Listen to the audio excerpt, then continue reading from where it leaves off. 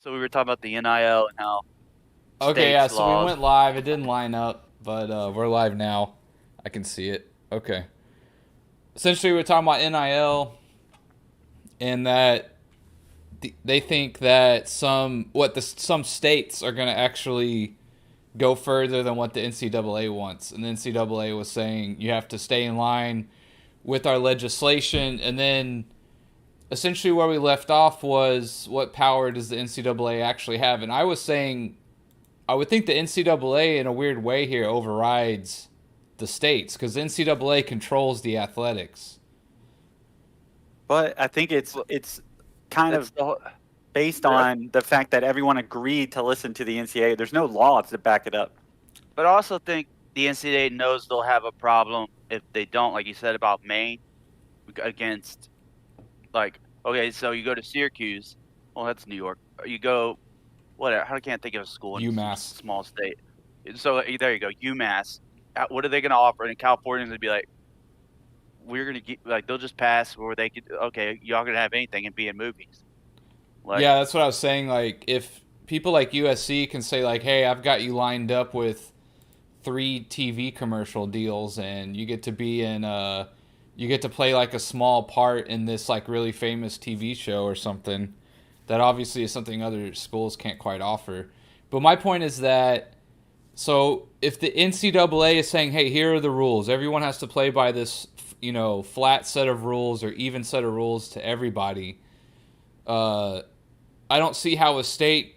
So, like, let's say that the acting role, like, let's say they say you can't offer any TV deals whoa. or something, right? Let's just say that no movie deals, no TV deals can be part of the NIL, and USC does it anyways. I would think the NCAA holds sway and says, "Well, then you're on probation for 2 years." I think the Yeah, issue.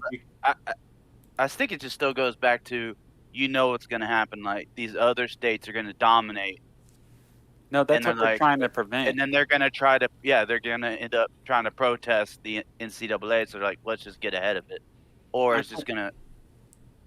Hey, I think fuck, that y'all. Hold on, y'all know Ryan Mallett? Remember him? He died. The Alabama quarterback. He Died just today? died. Yeah, he drowned. He figured he could Damn. throw just today. Fucking, he Right, just drowned? in a group chat. Yeah, figure if you throw a football, you could swim. he was an Arkansas quarterback. Ryan Mallett? I thought he Yeah, was Alabama. Oh, he played at the but Texans Yeah, too, huh? yeah, yeah. It was weird. Yeah, I thought Ryan was just pulling a, Yeah, because pulling a we right. always do fake deaths and shit. But no, um, well, if anybody would, Uh, not us. so the NCAA doesn't control the conferences or the playoff. It's just kind of like a body that schools have been listening to, but there's no legislation. If you continue to read the article, you're gonna, like you'll see schools are like, you're going to tell us basically how to pay, kind of like employees when we have state laws. Like, why should we listen to you? And I think the NCAA is kind of hoping everyone just kind of toes the line because I think they'll lose in court if Texas or the Aggies are like, hey, we're following your rules, state of Texas. can't the Why NCAA does still put people on probation though, and shit like Yeah, I that? feel like if you're with the NCAA, you're still gonna have to agree. It's like you're working for them. You have to agree to their Yeah, rules. it's like Roger Goodell. Like, even though he sort Yeah, of runs things, like the owners still give him power. But again, if like all the let's say all the owners come together and say, like they did against the Clippers coach, right, or whatever. Like, let's say Jerry Jones all of a sudden gets a DUI and kills a family. I don't know. I'm just trying to think of something horrific, right? And all the other owners can say he needs to sell. He needs to sell his stake in the Cowboys and get out of the NFL, right? They have the power to do that. So, like in the example, like if USC again is like offering people TV deals or like movie opportunities to like recruit people, and all the other schools and conferences come together and say that's bullshit. Like USC, I don't think has leverage on that. Now the only other thing is like, well, if A&M and Texas and Bama and like other guys get on board with that and they say, maybe we get that that's bad for like the other 95% of the college world, but the big schools will still be okay. We'll find other ways to make it up. You could have a little bit of a tug of war there, but I would think the NCAA, with like the approval of everyone else, puts the rules out. But also, like if you read down to where you get to Texas, I think it's probably under the. I mean, it's a short article. I'll just read it and catch up to where we were real quick. I'll just try to speed read it. NCAA's national office informed member schools Tuesday that some methods schools have started to use to get more directly involved in helping their athletes make money. And deals are in violation of the association's rule. So some of the schools are using state avenues to like push the boundaries of what the NCAA thought was going to be allowed. The NCAA guidelines directly conflict with some state laws that are already in effect or will go into effect by the end of the summer, setting up a potential clash that will once again test the association's legal ability to enforce its rules. In a letter sent to the schools, Stan Wilcox, NCAA Executive Vice President of the Regulatory Affairs, wrote that even if state laws allow for some specific types of NIL activities, schools could be punished by the NCAA for pursuing them. Association, to be clear, maintains that schools must adhere to the NCAA policies when it conflicts with permissive state laws. In other words, if a state law permits certain action and the NCAA legislation prohibits that action, institutions must follow the NCAA legislation. That catches up to where we were. So that's what I'm saying. Like, if USC wants to offer movie deals in LA, which, like, maybe the NIL, I'm just saying if the NIL says no movie deals, like, you can't do that, or TV contracts, you know what I mean? Like, they can still be put on probation or punished by the NCAA, right? Because, like, the SMU, right, the Pony Express thing, if it was true that the NCAA couldn't punish people, well, whenever SMU got in trouble, they would just say, "Nah, fuck it, we're just gonna keep doing what we're doing." Well, so when though? Wait, did you read? No, go ahead. Sorry. When was their season canceled? What year was that? Because the Pony Express in the '80s, right? Yeah, '80s, early '80s, I think. They're in the death penalty for a long time. Like they weren't. The NCAA did not fuck around. It was pretty hard. Well, it's different. It's like they schools have agreed to give the NCAA power in like enforcing some sport rules, like on the field stuff. But in like, I just read this article from in 1984, the NCAA tried to tell like Oklahoma, like, you can't get this TV deal, and then Oklahoma took them to court and they lost in the Supreme Court, and then all the schools went and got TV deals, and basically I think that's why they're kind of limited in power now. And it says here, it's like, think of them. It's basically they don't control the Power Five. It's just it says they lean on the organization to enforce rules and compliance involving off the field activities. Think of the NCAA as a for-hire private security firm rather than a business partner. So really, they should be working for the schools. And then I think wait till you read the part about what the I mean, they work for the schools, but that doesn't mean like one school gets to just do whatever they want, kind of thing. I think it's because there's no clear, like, I think some schools are going to be like, you're way overreaching here. We want you just to, make sure that football is fair, like, and, people are scheduling, like, enough Power 5 or something like that. And I think they're going to be like, when do we give you the permission to tell us, like, how we can pay people? I think the Goodell's a good, like, example of what they are in a way. Like, Goodell has a lot of power, but only power that the owners give him. The owners could axe him at any time, right? I found this other article of our boy hold on, Kavanaugh. wait. In the original article, Nick, did you get to the part about the Texas? In recent months, several states have passed laws that allow for fundraising groups that are legally separated yet closely partnered with universities to start paying athletes for NIL endorsements. This is exactly what I'm talking about, right? Like, what if like A&M or Texas goes like, hey, this guy on the booster program or the booster board or whatever, he's good friends with this guy who owns a Lamborghini car lot, and if you come to A&M or Texas or Bama or what have you, I'll line up a commercial for you, and maybe like, I don't even know. Like, we'll let you lease out a Lamborghini once a month or whatever, right? Like that kind of thing where it's like they're buddy and they're kind of promising shit that's kind of outside of the NIL, but it's kind of like, is it really outside of the NIL? If the state of Texas says, yeah, that's totally fine, like you can do that. I don't see why a kid can't make money off his name and shit. But also that whole quote donation. Let's just say this huge booster comes in. He's like, "Oh, Quinn Ewers, I'm gonna go to this donation thing and put in $1 million." Like, No, but the school is supposed to make sure that money does not get to Quinn Ewers, basically. But I think that's the whole argument, right? Like, they wanted to. If it was by the state, they'd be able to.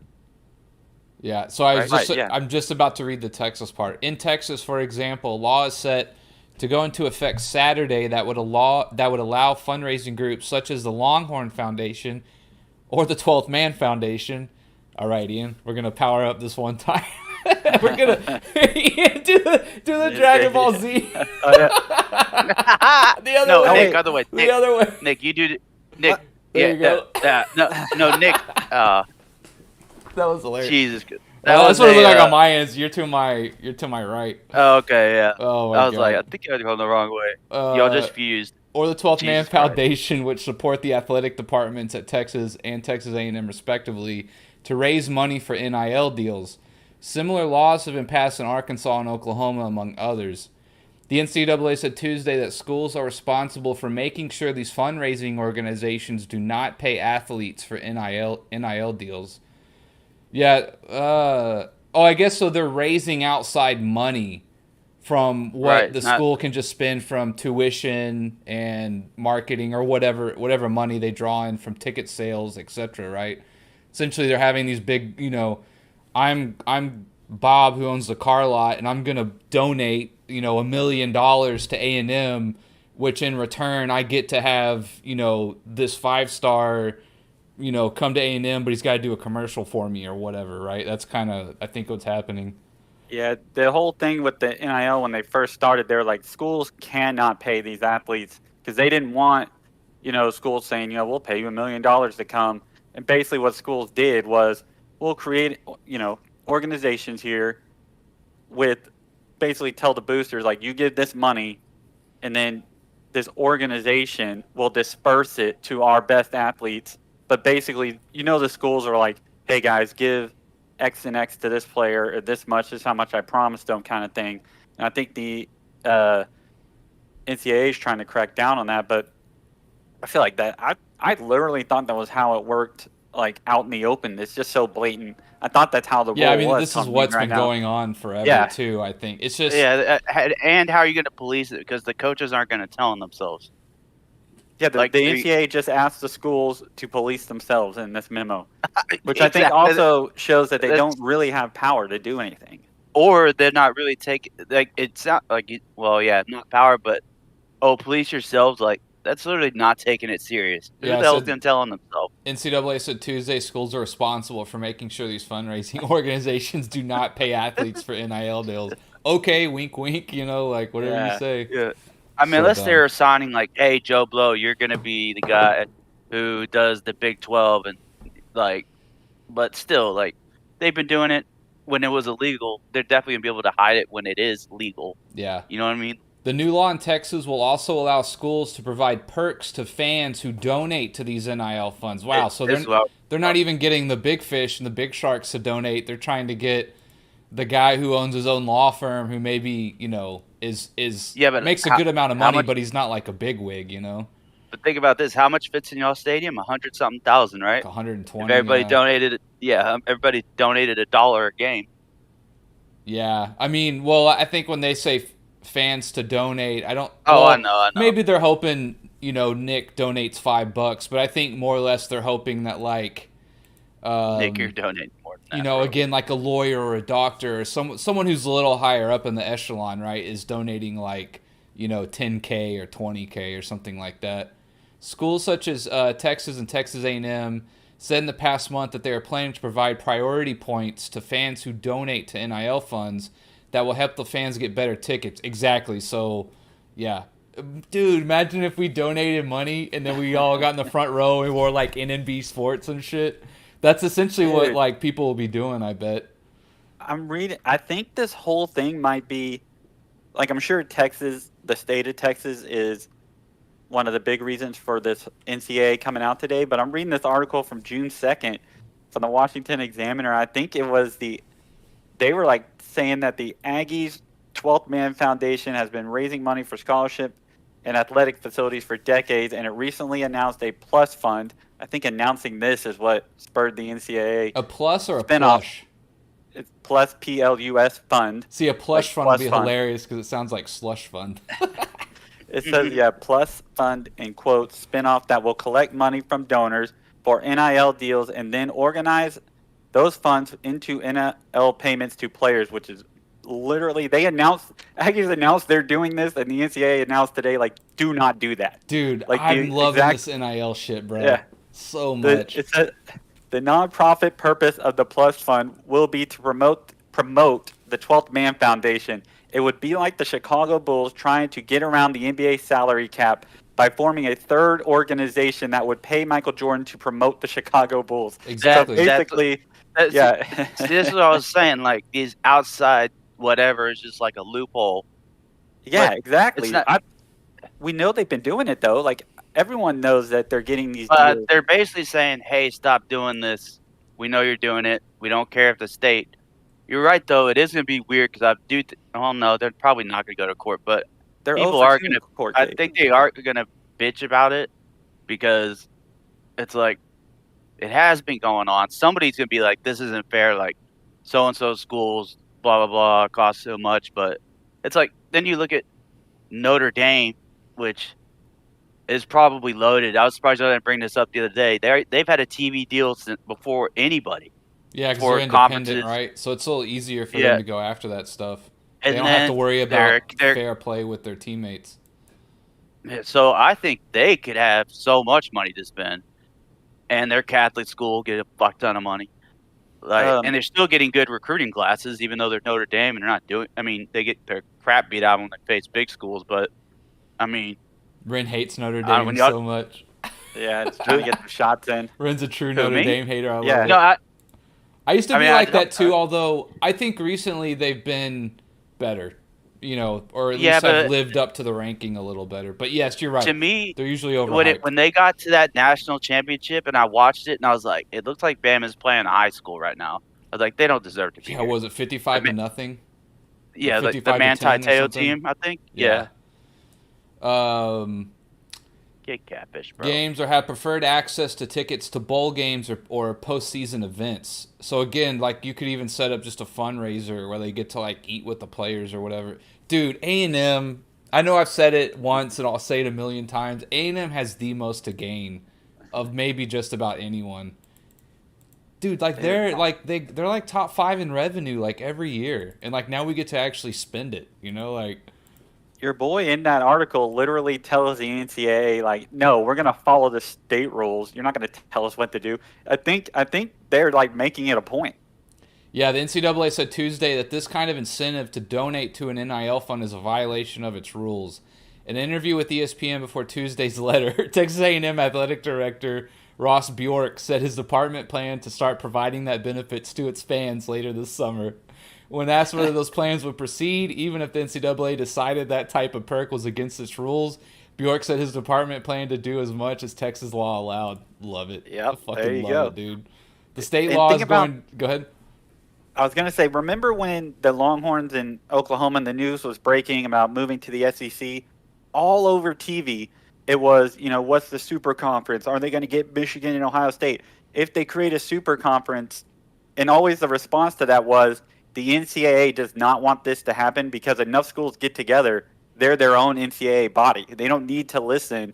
If you got, 30 of the top schools, you could create your own football league that everyone is going to watch anyways because no one cares about Maryland or, Syracuse and football. Yeah, we'll You just could get make the rid of that. NCAO, the National College Athletic Organization. Exactly. They'll So just do that, yeah.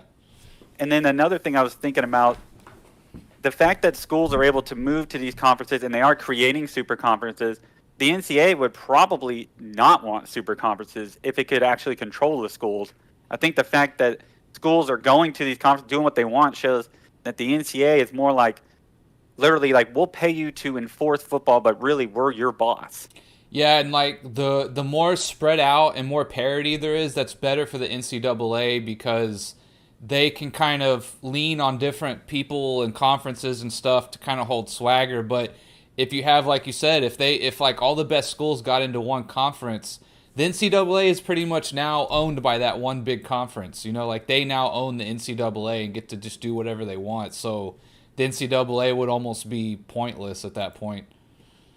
But it'd be interesting. And let's say these like big super teams did come together to make let's just call it the NCAO. They could still make deals with the NCAA, right? Like, oh, we'll still have A&M play Clemson or whoever doesn't join the NCAO, like Florida State or something like that, right? Other decent schools, right, that aren't in the NCAO. They could still schedule like some out of conference games, right? It's not like it would really affect them at all either. You have to change the name of this stream to new college football super conference NCAO. I'm just hoping A&M's part of it, which I mean, dude, A&M's like A&M's revenue and money and shit and their footprint, like the NIL, I'm so fucking stoked for. I'm kind of like biased. Wanted to keep us down, but you're gonna let us use money now? Yeah, exactly. You're gonna let us use money? Yeah, and I know I said it before, and I'll say it last time. Like, I think A&M has the most to gain in terms of like, like USC. You could say they've been down for a while, so like, yeah, they have a lot to gain. But like, they've been good. Like, they've won titles, right? Like, of schools who haven't like won a title in forever, or you could even say A&M hasn't really won one or whatever. Like. They are the one school that could be put on the map because of this being able to spend money more than anyone. I can't really think of another school who like has never like been to the mountaintop who this would benefit the most. Yeah. Because I'm like the SEC schools. You think they're going to do it? They've already all been there, and then like the USC's, the Ohio, like I'm not really Ohio, but I mean like USC, Notre Dame, the big money makers, they've been there. They've all won a title in the last 50 years or whatever, And State's the only other one that's a little comparable, and they've had recent success. But as far as just a huge juggernaut traditional name with a lot of money, that and in hasn't Texas been super too, like successful lately. Where football is king, like yeah, for sure. Like there's more talent in Texas than any other state for sure. I mean, only Florida and California even come close, really. Maybe Louisiana or something like that every so often. Louisiana's fourth, and they're basically like they're a couple wrong words from getting annexed by Texas. Yeah, I'm gonna have to use that sometime. That's hilarious. What'd you say? Don't make us fucking send Houston alone over there just to conquer you.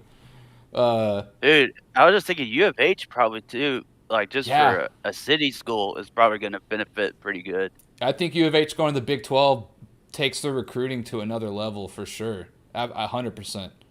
Like, yeah, they're another big time school in a big time city that could gain a big boost from this. I don't know what their revenue's like, but definitely in terms of their location and like recruiting like local kids and if you can say, hey, they really need to get like a UT A&M out of conference preseason game or like pre-conference games. Like that would be big for them, I think, in recruiting. Well, they got 1 year of they play this year. Longhorns play U of H at U of H this year. Yeah, that's huge. That's huge for them, dude. That is big time. Yeah, they're gonna be playing with the big boys now. Tim Buckley. Well, you are playing at U. Go ahead. No, you good. Texas is playing at U of H. I believe so. Because then it's definitely at U of H. Oh, yeah. Okay.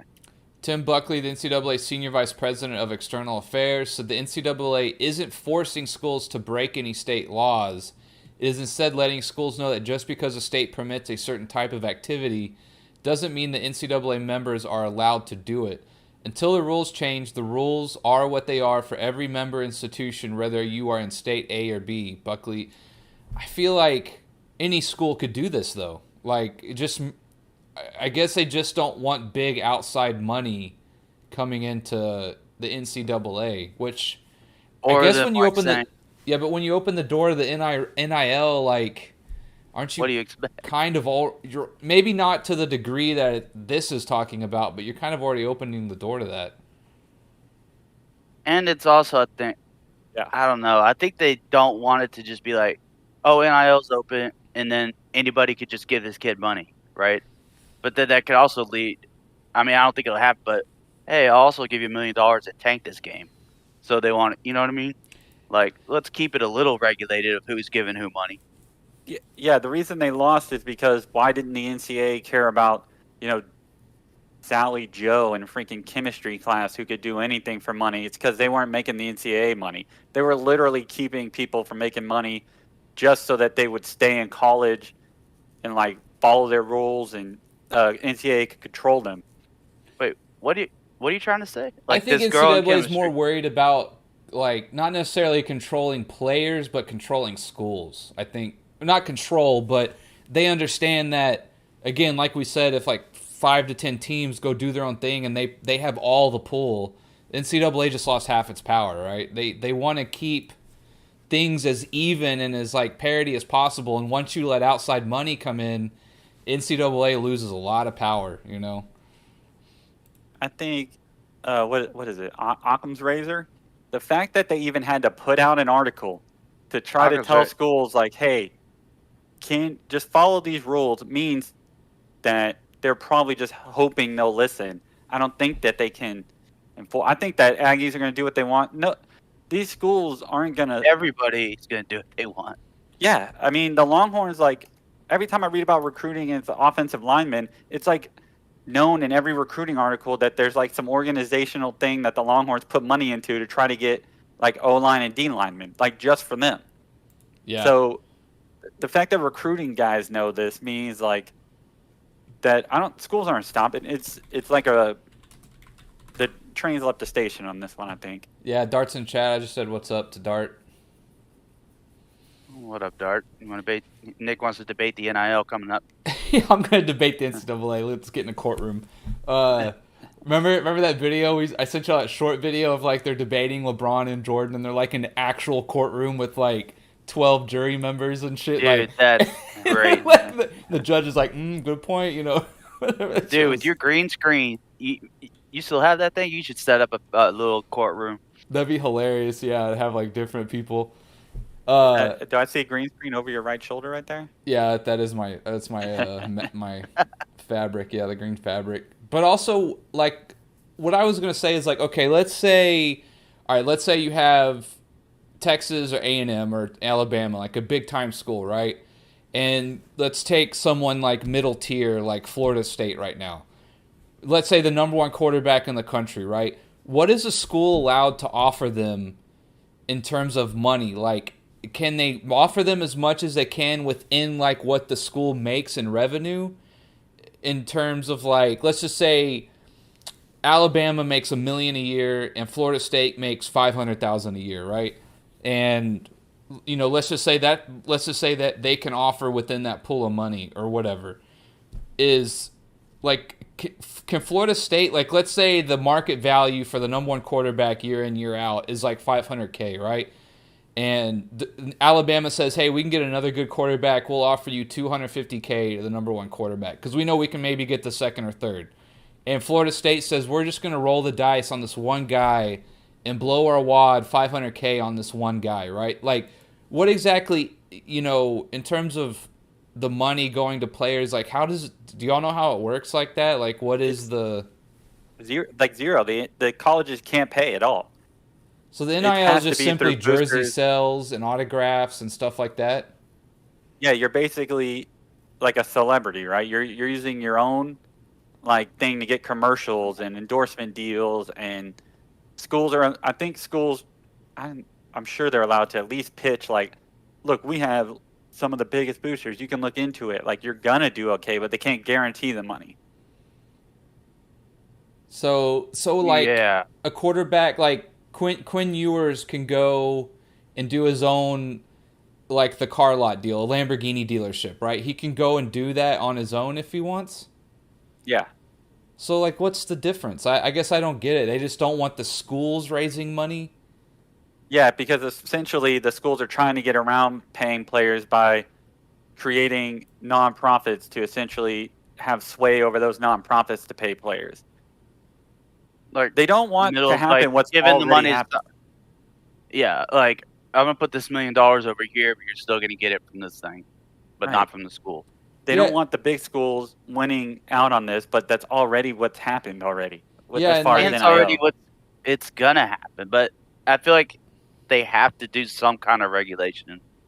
They Is what it try. gets back to, or else the schools are gonna start complaining and all that crap, and then it's just gonna be, do we really need the NIL and all that crap? Like, let's say, Saban, who bitches about everything, if he was coaching at Northwestern, he would definitely be complaining about this. So, like, I guess my thing is, like, what's to prevent Jimbo from walking in a kid's living room and saying, like, No. hey, I got this guy who owns, like, a metal fabrication shop. I'm just trying to make it more relatable to Bryan College Station, but he owns this shop and he's going to give you $100,000 to do a commercial for him. Like, what's the difference between that guy paying into the 12th Man Foundation $100,000 or just through way of being a booster or knowing people in the organization saying, like, hey, come have this kid do a commercial for me or something? Like, what's really the difference? I wonder if it's bigger tax write-offs for charity. Well, if These it all dudes comes are down so to rich. taxes, then definitely dude. fuck the NCAA. if they're gonna be given like hundreds of thousands of dollars and you get more of a tax write-off to go to a nonprofit than you do to pay in like an expense for advertising, I'm sure that's what they're doing. It's gotta be. And the only way that this can be enforced would be to create a literal league where everyone agrees to follow set rules. Like you were saying, you were basically saying salary cap a second ago. Like if everybody has a X amount that they're gonna, pay for players and all that, they'd have to agree to all that, and none of these big schools are going to agree to that. It's never they going to don't want happen. a cap. No. Yeah. Interesting. Yeah, and I guess, but then The again, I don't know, taxes. like, because even every school, right? Every school's got some bigwig out there who could, if they give him the right perks and kickback, he'll pay up big money to get this like top recruit to come to their school or what have you, right? Like Stanford's Yeah, got to who's have a Oklahoma- ton of fucking rich people, right? That would kick into a nonprofit to Who's have their the stuff OK State advertised. guy? Who is the OK State dude? T-Boone Pickens, T-Boone Ryan, Pickens, but he died. yeah, he died though. He's Oh, got to be. whoops. But yeah, he Oklahoma essentially State- funded Oklahoma State. Like But all he- the buildings right, are so named he after was- him and shit. If NIL was around when he was around, God, that dude would have been donating Yeah. so Yeah. much. Oklahoma State. It's 2019, like right before NIL. T-Boone Pickens. And like the died. founder of Nike or what have you, like from Oregon, same kind of thing, right? Like, what's to prevent him from putting like the power of Nike behind Oregon, except calling it the Oregon Duck Foundation or the Nike Duck Foundation or whatever, and doing the same thing. I mean, I don't know. Now that you bring it up, Nike basically got around the rules. Oregon got around the rules before anybody having those. I know they had to deal with Nike, and that's how they got all those uniforms, and that was a huge recruiting advantage. Yeah, like the I'm best sure thing the best thing you could do if you were not like, if you weren't prestigious or what have you, which up to that point Oregon wasn't really prestigious if I remember right, is Yeah. facilities and like gear and shit, right? Like have a, that's like one thing A&M's always had is like they've always had amazing facilities because that's one of the places you can put all that money in. Instead of paying players, right? Like you have to have the best facilities. That's another way of like trying to get kids to come to your school if you don't have like the pedigree. Yeah, so I'm gonna get a tea refill. all right. BRB boys. I'm just gonna keep reading this for a But- second. Go ahead, Ren. I don't even remember. I was just like, keep reading. If the NCAA, however, the new law taking effect in Texas also includes a provision that says the NCAA and its conferences are prohibited from punishing any school that takes advantage of these new types of NIL activities. So, didn't that just contradict the whole article? It's saying, so essentially the state is just telling the NCAA to fuck off. So, like what Ian was saying, Yeah, essentially. but if the school really wanted to, they would go to the state. If they really want to go to, oh my god. Yeah, but then what would happen is like, I guess what would happen is that other schools. So it's almost like the A&M and the Longhorn Network TV deal fiasco a little bit, right? Like Well, if Texas and Oklahoma are just absolutely dominating the Big 12 with this fundraising, right? Fundraising in air quotes. Like other schools in the conference might try to do something, right? And we're just saying, Ian, there's this line here that says the new law taking effect in Texas also includes a provision that says the NCAA and its conferences are prohibited from punishing any schools that take advantage of these new types of NIL activities, which seems like a bit of an overreach. Like you're just kind of claiming jurisdiction that I guess hasn't been litigated yet, but it feels like the article went from one thing and then contradicted toward the end. No. it's They're not. saying It's not. the government, the state government is saying the NCAA cannot punish schools for following the law. Right, so the state has I opened got up you. all Okay, these rules and avenues for them to make money and pay players, essentially. And then they also followed up with like a security clause on the end saying, also, the NCAA can't punish us for this. You know, it's kind of... So, like, they're doubling down, really, if anything. Yeah. If the NCAA sanctions a school in Texas for providing perks to donors in exchange for NIL dollars, that school could pursue legal action against the NCAA. I mean, they would just be defending themselves, right? I mean, I don't know. Buckley said those types of situations include too many hypothetical elements to comment on how a potential showdown between the NCAA's rules and the law of Texas might play out in court. So other clarifications included boosters, including collectives. I don't know what collectives are. I guess that's like a booster or a nonprofit or a foundation or something. Yeah, it's basically that plus fund and are not allowed to meet with recruits to discuss potential NIL opportunities in order to encourage them to attend a particular school. So that was my whole thing, right? The guy who owns the Lamborghini lot can't whether through one way or another communicate with the recruit to be like, hey, I'll let you drive a Lamborghini once a month or whatever, do a commercial, whatever. Lamborghinis are tight, whatever. He can't go contact a recruit and promise him shit. Oh, so now that you mentioned that also is another reason why I would assume that universities, because you were like, why did they need these collectives if boosters could already reach out? I think the thought for the universities was, let's get all this money pooled so that coaches and assistant coaches can actually see a number and then themselves go tell students, like, this number is there and I know what we can allocate to you. And then, because if boosters are out on their own, right, no collective, they can't guarantee that Lamborghini dude's going to pay, $200K. But that $200K is in the collective that the school's going to control.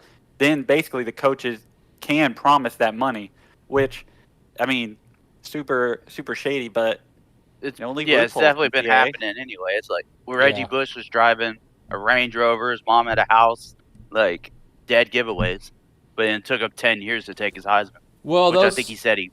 What did Reggie do again? He just took money. He said he looked.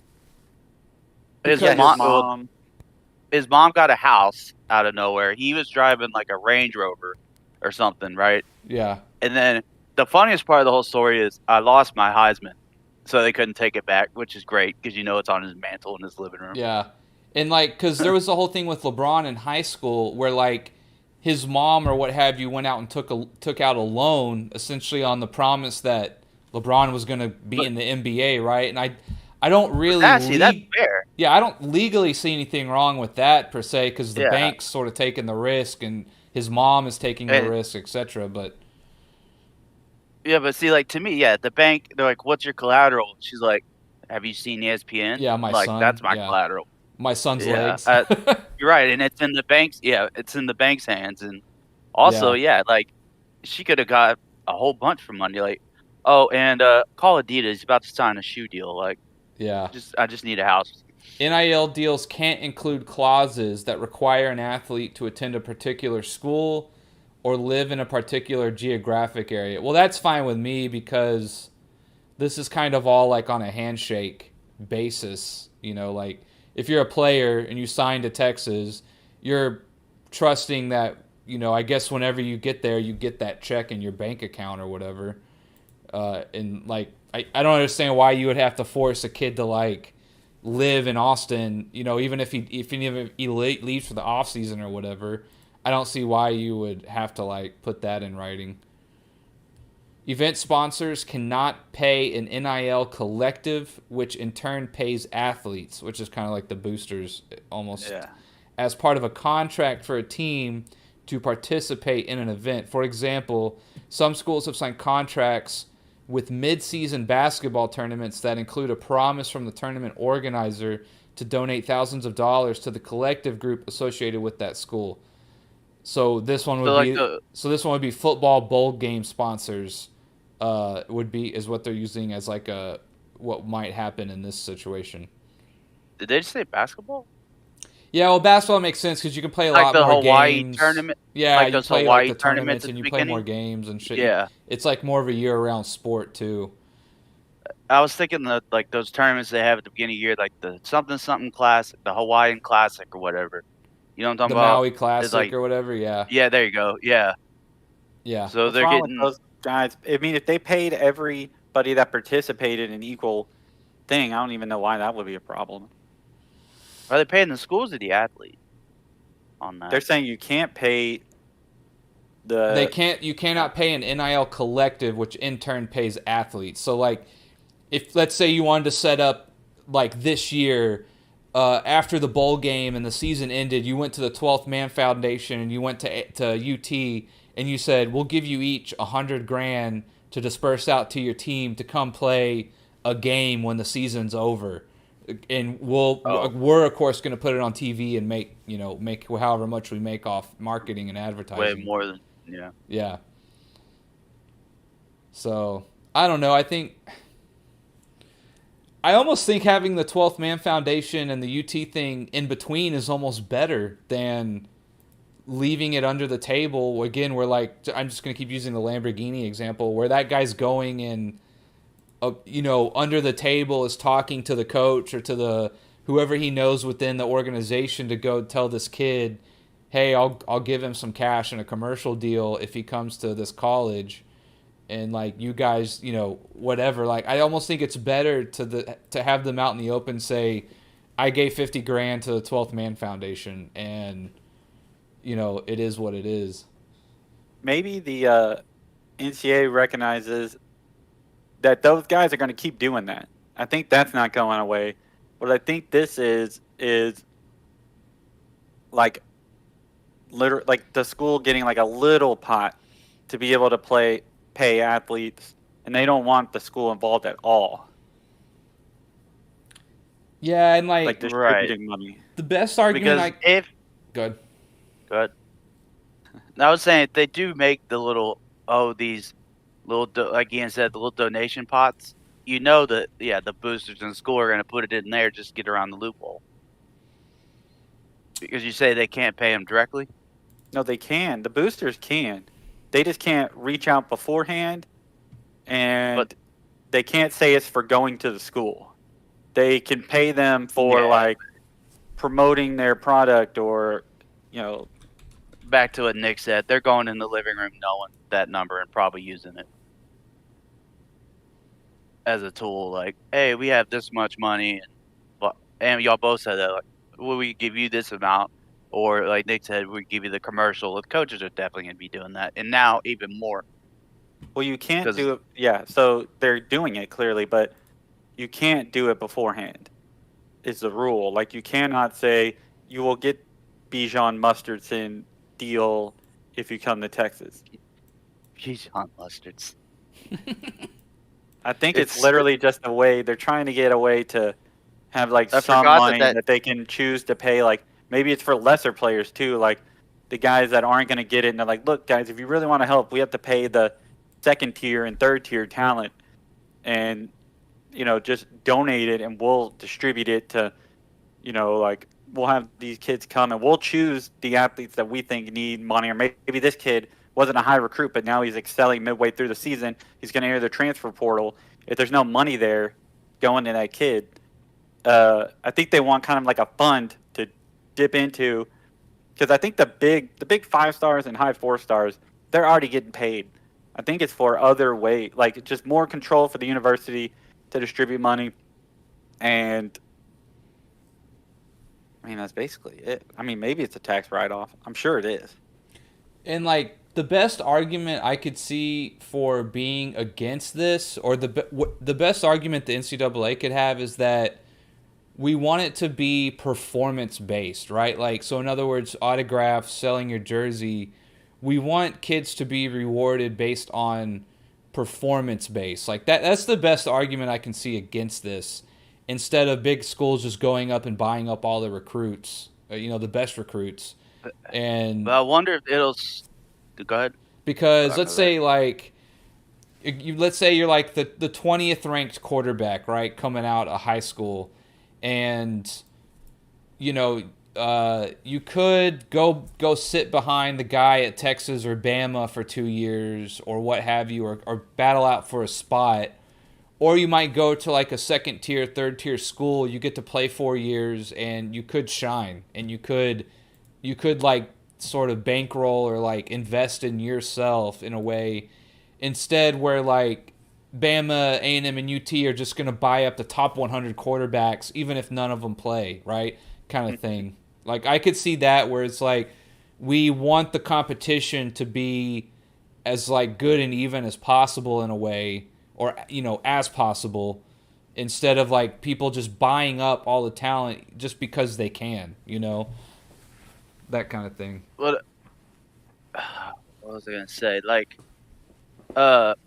another thing is like if it's the whole how you do kind of thing. It's like the NFL. Like, oh, he has incentives, and we're gonna sit him after he gets 90 yards, until he does. Like, they get like you break 1,400 yards, we'll give you an extra $1 million.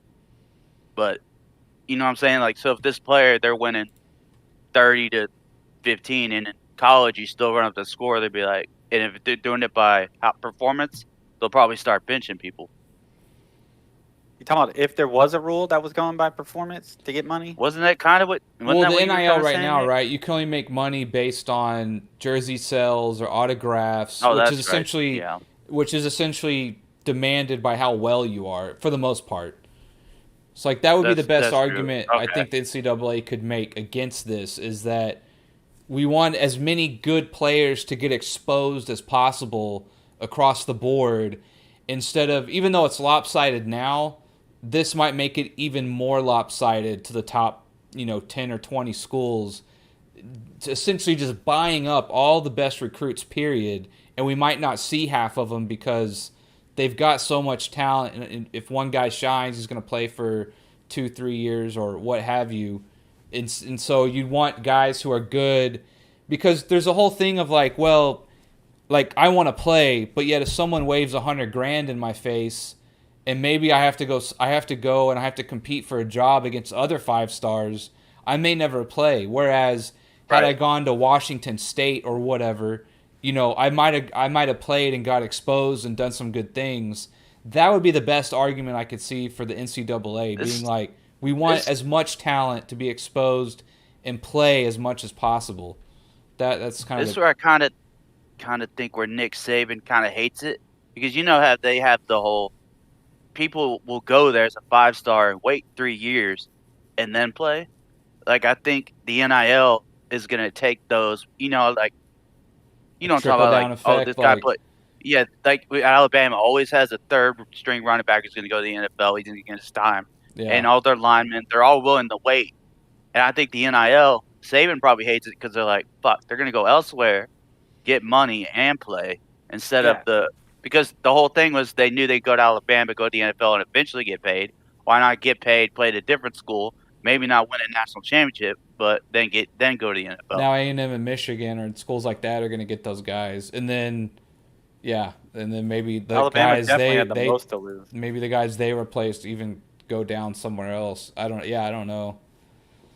I think Nick said, like, of all people, he's definitely probably it has to hurt Alabama, like, because they were basically getting everybody anyway. There's no way it's gonna get Yeah, better. if you're the best at recruiting and then rules come in to give other people advantages, it clearly hurt Alabama. And Didn't hurt Georgia. Man, Kirby Smart's been on a roll. I mean, when you're at the top, right? Like any changes can't be good. Like I don't see how they could help you more, right? Like anything that shakes up the landscape is a risk in a way. But you don't see Kirby Smart bitching about it. Georgia's got deep pocket, maybe even deeper than Alabama. I don't know. I don't know. Alabama isn't as deep as people think. But I mean, I'm sure they're spending the money, but it's probably like. I mean, but with the NIL rules, do you really think they're spending millions and millions on a Probably recruiting not. class? I bet millions are being spent. Yeah.